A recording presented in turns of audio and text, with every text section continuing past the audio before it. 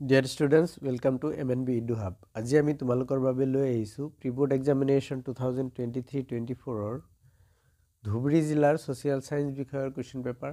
এই ভিডিঅ'টোত আমি তোমালোকৰ লগত ডিসকাস কৰিম 45 টা যি MCQ কোৱেশ্চনছ আছে এই কোৱেশ্চনছ আৰু তাৰে সলিউশন। বলা আমি ভিডিঅ'টো আৰম্ভ কৰিছো। প্ৰথমটো প্ৰশ্ন বংগভংগ আঁচনিৰ লগত জড়িত নোহোৱা ব্যক্তিজন হ'ল আৰু ইয়াতে যিখিনি অপশন দিয়া আছে তাৰে ভিতৰত শুদ্ধ উত্তৰ option A Robert Clive. Robert Clive বংগভংগৰ লগত জড়িত নাছিলে। ২ নম্বৰ প্ৰশ্ন পূৰ্ণ স্বৰাজ দিৱস পালন কৰা হৈছিল আৰু অপশনবোৰৰ মাজত শুদ্ধ উত্তৰ অপশন বি যিটো আছে সেইটো 26 জানুৱাৰী 1930 1930 চনৰ 26 জানুৱাৰী তাৰিখে। ৩ নম্বৰ প্ৰশ্ন পত্ৰিকা আৰু সম্পাদকৰ নামবোৰ দিয়া হৈছে। এ নম্বৰত যিটো বন্দে মাতৰম আছে সেইটো আমাৰ অৰবিন্দ ঘোষ নামৰ ব্যক্তিজনে লিখিছিলে, সো এ 3 লগত মিলিব। দা ডন যিটো আছে সেইটো সতীশ চন্দ্ৰ মুখাৰ্জী 1ৰ লগত মিলিব বি2। চিট দিয়া আছে যুগান্তৰ। যুগান্তৰ যিটো আছে সেইটো আমাৰ ভূপেন্দ্ৰনাথ দত্ত, মানে C2 2ৰ লগত আৰু D2 4ৰ লগত মিল খাব। তাৰমানে A 3 লগত B 1ৰ লগত C 2ৰ লগত আৰু D 4ৰ লগত। এইটো অপশন ক'ত আছে সেইটো আমি চাব লাগিব আৰু এইটো অপশন আছে আমাৰ অপশন বি ত, সেইকাৰণে অপশন বি যিটো আছে সেইটো আমাৰ শুদ্ধ উত্তৰ হ'ব। A 3 লগত B 1ৰ লগত C 2ৰ লগত আৰু D 4ৰ লগত। 4 নম্বৰ প্ৰশ্ন অসহযোগ আন্দোলনৰ লগত জড়িত নোহোৱা কাৰণটো আৰু যিখিনি অপশন দিয়া আছে তাৰে ভিতৰত শুদ্ধ উত্তৰটো হ'ব 1882 চনৰ ভাৰতীয় লোন আইন।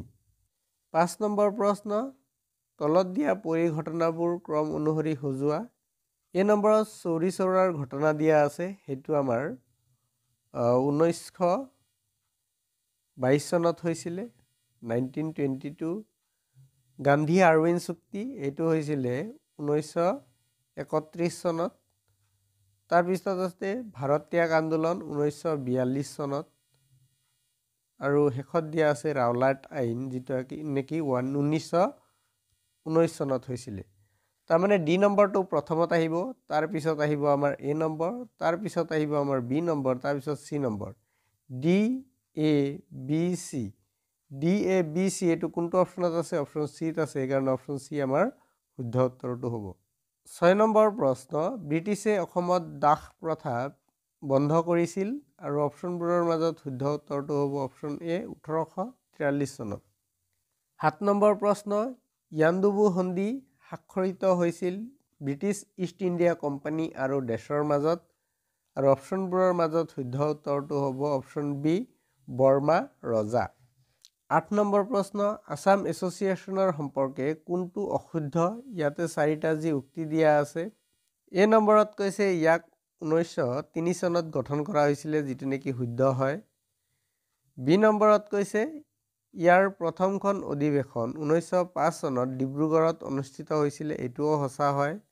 চি নম্বৰত কৈছে 1921 চনত অসম প্ৰদেশ কংগ্ৰেছ কমিটিৰ লগত ইয়াক চামিল কৰা হৈছিলে, এইটোও শুদ্ধ হয়। আৰু ডি নম্বৰত কৈছে গোপীনাথ বৰদলৈ আসাম এছ'চিয়েশ্যনৰ প্ৰতিষ্ঠাপক সম্পাদক আছিল, এইটো মিছা হয় আৰু এইটোৱে হ'ব আমাৰ ৰাইট এনসাৰ। তাৰমানে এইটো কোনটো জড়িত নহয় বুলি কৈছে, এইটো জড়িত নহয় ডি নম্বৰটো, সেইকাৰণে ডি নম্বৰ আমাৰ শুদ্ধ উত্তৰ হ'ব। 9 নম্বৰ প্ৰশ্ন প্ৰতিষ্ঠাৰ সময়ৰ সৈতে কিছুমান সংগঠনৰ নাম মিলোৱা। এই নম্বৰত অসমীয়া লিটাৰেৰী ছ'চাইটি দিয়া আছে। অসমীয়া লিটাৰেৰী ছ'চাইটিৰ প্ৰতিষ্ঠা হৈছিলে 1872 চনত, মানে 2ৰ লগত মিলিব। বি নম্বৰত দিয়া আছে আসাম এছ'চিয়েশ্যন। আসাম এছ'চিয়েশ্যনৰ প্ৰতিষ্ঠা হৈছিলে 1903 চনত। চি নম্বৰত দিয়া আছে আহোম সভা। আহোম সভাৰ প্ৰতিষ্ঠা হৈছিলে 1893 চনত। আৰু ডিত দিয়া আছে যোৰহাট সৰ্বজনীক সভা। যোৰহাট সৰ্বজনীক সভাটো 1884 চনত হৈছিলে।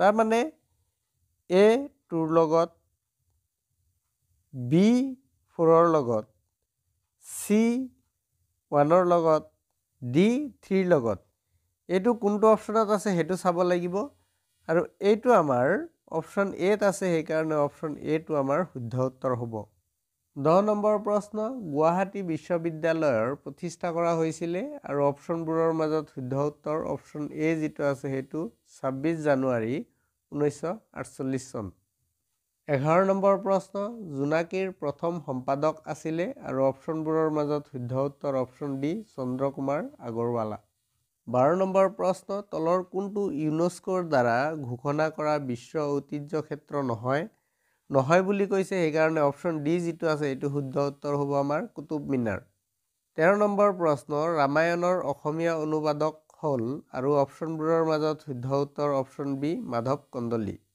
14 নম্বৰ প্ৰশ্ন শুদ্ধ উত্তৰটো বাছি উলিওৱা এই নম্বৰত সত্যমেৱ জয়তে আছে তাৰ লগত ৰামায়ণ দিয়া আছে এইটো শুদ্ধ নহয় বি নম্বৰত অহিংসা পৰম ধৰ্ম দিয়া আছে ইয়াৰ লগত মহাভাৰত দিয়া আছে এইটো শুদ্ধ হয় সি নম্বৰত বাসুদেৱ কুটুম্বকম দিয়া আছে মুণ্ডক উপনিষদ এইটো মিছা হয় আৰু ডি নম্বৰত জননী জন্মভূমি স্বৰ্গদ্বাপী গৰি আছে এইটো মহাপুনিষদ দিয়া আছে এইটো মিছা হয় তাৰ মানে অপশ্যন বি যেটো আছে এইটো আমাৰ শুদ্ধ উত্তৰ 15 নম্বৰ প্ৰশ্ন ঝুমুৰ দেশ জনজাতিৰ লোকনৃত্য আৰু অপশ্যনবোৰৰ মাজত শুদ্ধ উত্তৰটো হ'ব চাহ জনজাতিৰ অপশ্যন সি যেটো আছে সেইটো 16 নম্বৰ প্ৰশ্ন আধুনিক অৰ্থনৈতিক ভূগোলৰ পিতৃ আৰু অপশ্যনবোৰৰ মাজত শুদ্ধ উত্তৰ অপশ্যন বি জৰ্জ চিজহম 17 নম্বৰ প্ৰশ্ন বিলুপ্ত প্ৰায় প্ৰাণীৰ উদাহৰণ আৰু অপশ্যনবোৰৰ মাজত শুদ্ধ উত্তৰ অপশ্যন বি নলগাহৰি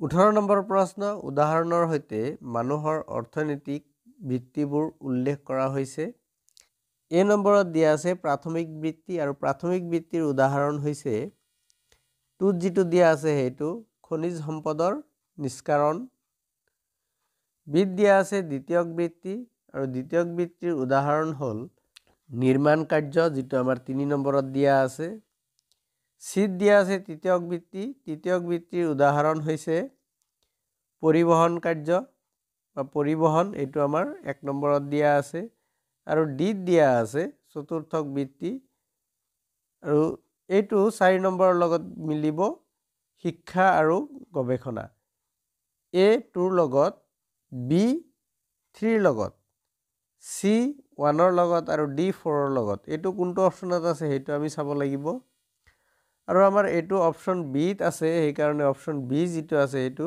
শুদ্ধ উত্তৰ হ'ব 19 নম্বৰ প্ৰশ্ন তলৰ কোনটো সেউজগৃহ গেছ নহয় আৰু যিখিনি অপশ্যন দিয়া আছে তাৰে ভিতৰত শুদ্ধ উত্তৰ অপশ্যন ডি নাইট্ৰজেন 20 নম্বৰ প্ৰশ্ন গোলকীয় উষ্ণতা বৃদ্ধিৰ পৰিণতি আৰু অপশ্যনবোৰৰ মাজত শুদ্ধ উত্তৰটো হ'ব অপশ্যন সি যেটো আছে সেইটো সাগৰ পৃষ্ঠৰ উত্থান 21 নম্বৰ প্ৰশ্ন ব্ৰাজিলৰ ৰাজধানী হল আৰু যিখিনি অপশ্যন আছে তাৰে ভিতৰত শুদ্ধ উত্তৰ অপশ্যন সি ব্ৰাজিলিয়া 22 নম্বৰ প্ৰশ্ন তলৰ কোনটো প্ৰশান্ত সাগৰৰ দ্বীপ নহয় আৰু অপশ্যনবোৰৰ মাজত শুদ্ধ উত্তৰ অপশ্যন সি আইচলেণ্ড 23 নম্বৰ প্ৰশ্ন উচ্চতম শৃংগৰ সৈতে পৰ্বতমালাৰ নামবোৰ দিয়া হৈছে এই নম্বৰত দিয়া হৈছে হিমালয়টো আমাৰ মাউণ্ট এভাৰেষ্টৰ লগত মিল খাব হিমালয় 4 নম্বৰ বি নম্বৰত দিয়া আছে কাৰাকোৰামৰ লগত আমাৰ 3 মিল খাব মাউণ্ট K2 সি নম্বৰত দিয়া আছে ককেছাছৰ লগত যেটো 2 নম্বৰ আছে সেইটো মিল খাব মাউণ্ট এলব্ৰাছ আৰু ডি নম্বৰত দিয়া আছে আল্পছটো আমাৰ 1ৰ লগত মিল খাব মাউণ্ট ব্লেংক এ 4ৰ লগত বি 3ৰ লগত সি 2ৰ লগত আৰু ডি 1ৰ লগত এইটো আমাৰ কোনটো অপশ্যনত আছে সেইটো চাব লাগিব অপশ্যন বিত আছে সেইকাৰণে অপশ্যন বি আমাৰ শুদ্ধ উত্তৰ হ'ব 24 নম্বৰ প্ৰশ্ন অসম ৰাজ্যখনক ইয়াৰ পূবফালে ঘেৰি থকা ৰাজ্যবোৰ হল এ নম্বৰত দিয়া আছে অৰুণাচল প্ৰদেশ এইটো হয় বি নম্বৰত দিয়া আছে নাগালেণ্ড এইটোও হয় সি নম্বৰত দিয়া আছে মণিপুৰ এইটোও হয় তাৰ মানে অপশ্যন ডি যেটো আছে সেইটো আমাৰ শুদ্ধ উত্তৰটো হ'ব য'ত নেকি কোৱা হৈছে এইবোৰ সকলোবোৰ 25 নম্বৰ প্ৰশ্ন কোনখন ৰাজ্যক উত্তৰ পূব ভাৰতৰ দুৱাৰমুখ বুলি কোৱা হয় আৰু অপশ্যনবোৰৰ মাজত শুদ্ধ উত্তৰ অপশ্যন সি অসম 26 নম্বৰ প্ৰশ্ন ব্ৰহ্মপুত্ৰ উপত্যকাত জনসংখ্যা ঘন হোৱাৰ কাৰণ কি এ নম্বৰত দিছে হাৰুৱা মাটি, এইটো সঁচা হয়। বি নম্বৰত দিছে সমভূমি অঞ্চল, এইটোও সঁচা হয়। চি নম্বৰত দিছে কৃষি আৰু যাতায়াতৰ উন্নতিৰ অনুকূল পৰিৱেশ, এইটোও সঁচা হয়। তাৰ মানে ওপৰৰ সকলোবোৰ অপশ্যন ডি যিটো আছে সেইটো শুদ্ধ উত্তৰ হ'ব। ২৭ নম্বৰ প্ৰশ্ন, অসমৰ পুৰণি পৰিবহণ ব্যৱস্থা হ'ল, আৰু অপশ্যনবোৰৰ মাজত শুদ্ধ উত্তৰ অপশ্যন বি পথ পৰিবহণ। ২৮ নম্বৰ প্ৰশ্ন, ডিগবৈ তৈলক্ষেত্ৰৰ পৰা তেল উৎপাদন আৰম্ভ হৈছিলে, আৰু অপশ্যনবোৰৰ মাজত শুদ্ধ উত্তৰ অপশ্যন বি ১৮৮৯ চনৰ পৰা। ২৯ নম্বৰ প্ৰশ্ন, ভাৰতীয় সংবিধানৰ খচৰা কমিটিৰ লগত জড়িত নোহোৱা ব্যক্তিজন, আৰু অপশ্যনবোৰৰ মাজত শুদ্ধ উত্তৰ option D doctor Rajendra Prasad. ৩০ number প্ৰশ্ন, তলৰ কোন প্ৰকাৰৰ চৰকাৰ ভাৰতবৰ্ষই গ্ৰহণ কৰিছিল, আৰু অপশ্যনবোৰৰ মাজত শুদ্ধ উত্তৰ অপশ্যন চি সাংসদীয় আৰু যুক্তৰাষ্ট্ৰীয়। ৩১ নম্বৰ প্ৰশ্ন, তলৰ কোনটো ৰাষ্ট্ৰসংঘৰ প্ৰধান অংগ নহয়, আৰু অপশ্যনবোৰৰ মাজত শুদ্ধ উত্তৰ অপশ্যন ডি যিটো আছে সেইটো বিশ্ব স্বাস্থ্য সংস্থা। ৩২ নম্বৰ প্ৰশ্ন, সাৰ্কৰ সম্পূৰ্ণ নাম, আৰু অপশ্যনবোৰৰ মাজত শুদ্ধ উত্তৰটো হ'ল অপশ্যন বি যিটো আছে সেইটো South Asian Association for Regional Cooperation. ৩৩ number প্ৰশ্ন, ৰাষ্ট্ৰসংঘৰ প্ৰথম সচিব প্ৰধান, আৰু অপশ্যনবোৰৰ মাজত শুদ্ধ উত্তৰ অপশ্যন ডি ট্ৰাই ডি লি। ৩৪ নম্বৰ প্ৰশ্ন, ভেটো প্ৰদান কৰাৰ ক্ষমতা কাৰ আছে, আৰু অপশ্যনবোৰৰ মাজত শুদ্ধ উত্তৰ নিৰাপত্তা পৰিষদৰ স্থায়ী সদস্য ৰাষ্ট্ৰসমূহৰ, অপশ্যন এ যিটো আছে সেইটো। ৩৫ নম্বৰ প্ৰশ্ন, মুখ্য কাৰ্যালয়ৰ সৈতে কিছুমান আন্তৰ্জাতিক অনুষ্ঠানৰ নাম দিয়া হৈছে। ইউএনঅ আমাৰ নিউয়ৰ্কত অৱস্থিত, এটো টুৰ লগত মিল খাব। ICC এইটো ডুবাইত অৱস্থিত, বি 1ৰ লগত মিল খাব। ফিফা যিটো আছে সেইটো জুৰিক, চি 4ৰ লগত, আৰু ডি নাটো যিটো আছে সেইটো ব্ৰুছেল। তাৰমানে এ 2ৰ লগত, বি 1ৰ লগত, চি 4ৰ লগত, আৰু ডি 3ৰ লগত। এইটো কোনটো অপশ্যনত আছে, আৰু এইটো আমাৰ অপশ্যন এত আছে, সেইকাৰণে অপশ্যন এ যিটো আছে এইটো শুদ্ধ উত্তৰ হ'ব। ৩৬ নম্বৰ প্ৰশ্ন, তলৰ কোনটো মুদ্ৰাৰ কাৰ্যাৱলীৰ ভিতৰত নপৰে, আৰু যিখিনি অপশ্যন দিয়া আছে তাৰে ভিতৰত শুদ্ধ উত্তৰটো হ'ল অপশ্যন ডি যিটো আছে সেইটো সাধাৰণ গ্ৰহণযোগ্যতা। ৩৭ নম্বৰ প্ৰশ্ন, তলৰ কোনটো ভাৰতীয় ৰিজাৰ্ভ বেংকৰ কাৰ্যাৱলীৰ ভিতৰত নপৰে, আৰু অপশ্যনবোৰৰ মাজত শুদ্ধ উত্তৰ অপশ্যন ডি যিটো আছে সেইটো কৃষকসকললৈ প্ৰত্যক্ষভাৱে পুঁজি আবণ্টন দিয়া। ৩৮ নম্বৰ প্ৰশ্ন, IDBIৰ সম্পূৰ্ণ নাম, আৰু অপশ্যনবোৰৰ মাজত শুদ্ধ উত্তৰ industrial development bank of India, আৰু এইটো ক'ত আছে, এইটো অপশ্যন বিত আছে, সেইকাৰণে অপশ্যন বি হ'ব আমাৰ শুদ্ধ উত্তৰ। দেশ এখনত যোগান ধৰা মুদ্ৰাৰ যিটো অংগ কেন্দ্ৰীয় বেংকে প্ৰত্যক্ষভাৱে নিয়ন্ত্ৰণ কৰে সেই অংগটো হ'ল, আৰু অপশ্যনবোৰৰ মাজত শুদ্ধ উত্তৰ অপশ্যন ডি যিটো আছে সেইটো উচ্চ ক্ষমতা সম্পন্ন মুদ্ৰা। ৪০ নম্বৰ প্ৰশ্ন, ভাৰতীয় ষ্টেট বেংক প্ৰতিষ্ঠা কৰা হৈছিলে, আৰু অপশ্যনবোৰৰ মাজত শুদ্ধ উত্তৰ অপশ্যন বি ১৯৫৫ চনত। ৪১ নম্বৰ প্ৰশ্ন, পৰিকল্পনা আয়োগ গঠন কৰা হৈছিলে, আৰু অপশ্যনবোৰৰ মাজত শুদ্ধ উত্তৰ অপশ্যন বি ১৯৫০ চনত। ৪২ নম্বৰ প্ৰশ্ন, নীতি আয়োগৰ প্ৰথমখন সভা দিল্লীত বহিছিলে, আৰু কিমান তাৰিখত বহিছিলে এইটো সুধিছে। অপশ্যনবোৰৰ মাজত শুদ্ধ উত্তৰ অপশ্যন বি, এইটো 7 ফেব্ৰুৱাৰী দিয়া আছে, এইটো 7 ফেব্ৰুৱাৰী নহ'ব, 8 ফেব্ৰুৱাৰী হ'ব, 8 ফেব্ৰুৱাৰী 2015। ৪৩ নম্বৰ প্ৰশ্ন, নীতি আয়োগৰ অধ্যক্ষ, আৰু অপশ্যনবোৰৰ মাজত শুদ্ধ উত্তৰ অপশ্যন বি ভাৰতৰ প্ৰধানমন্ত্ৰী। ৪৪ নম্বৰ প্ৰশ্ন, উত্তৰ পূব পৰিষদ গঠন হৈছিলে, আৰু অপশ্যনবোৰৰ মাজত শুদ্ধ উত্তৰ অপশ্যন চি 1971 চনত। ৪৫ নম্বৰ প্ৰশ্ন, তলৰ বক্তব্য এ আৰু বি পঢ়া আৰু শুদ্ধ উত্তৰটো বাছি উলিওৱা। এত দিয়া আছে চৰকাৰী নিয়ন্ত্ৰণ আৰু ব্যৱস্থানৰ অধীনত থকা প্ৰতিষ্ঠানসমূহ বেচৰকাৰী খণ্ডলৈ মুকলি কৰি দিয়া নীতিয়ে হ'ল ব্যক্তিগতকৰণ, এইটো সঁচা হয়। এ যিটো আছে এইটো সঁচা।